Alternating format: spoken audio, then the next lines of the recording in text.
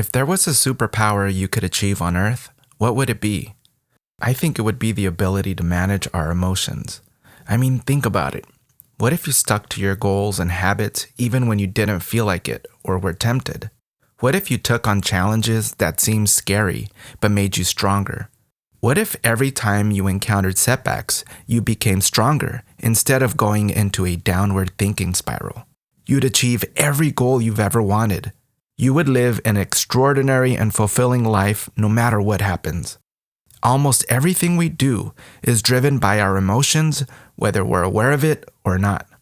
When we're feeling great, we are naturally collaborative, caring, open-minded, creative, and optimistic. We're more patient and compassionate with others. But when we're stressed, afraid, or angry, we're more defensive, judgmental, close-minded, unproductive, and less empathic. This also affects our well-being and performance. The quality of our lives is a result of the quality of our emotions. You can have all the money in the world, all the social media likes you want, all the fame, and so on, but what matters is how you feel about yourself when you're by yourself.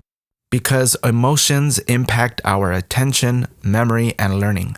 We just can't focus, learn things, or even remember when we're stressed, worried, or bored. Our emotions distract us from learning and draw our attention to the very thing we're worried about. At the same time, emotions drive learning. Many people can remember where they were, what they were doing, and even what they were wearing on that tragic September 11th, or the details of the day their heart was broken. In contrast, when we're extremely curious about a topic we like, we pay more attention, learn, and remember the information. Emotions affect our decision-making abilities. Think about some of the decisions you've made when you're hangry, tired, frustrated, stressed, or sad. We might even regret some of these decisions. If you're feeling happy, optimistic, and curious, you're more likely to take on a challenge out of your comfort zone, solve a problem you've neglected, or be more compassionate and patient with people. But if you're stressed or angry, you're more likely to shy away from challenges, procrastinate on your to-do list, and be more judgmental, defensive, and impatient with others. This doesn't mean that positive emotions are always better than negative ones. I mean, if you're excited, you might overcommit or make quick decisions without considering the consequences. While if you feel afraid, you might make a more careful decision, even though it might take longer.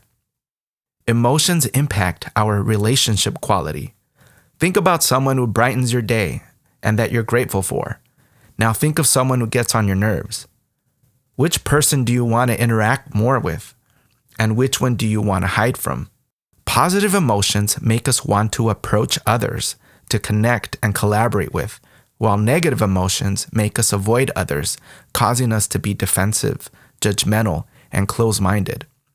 When we want to be right and are close-minded to other people's views, our empathy declines and we think about ourselves only, all creating a recipe for disaster in relationships.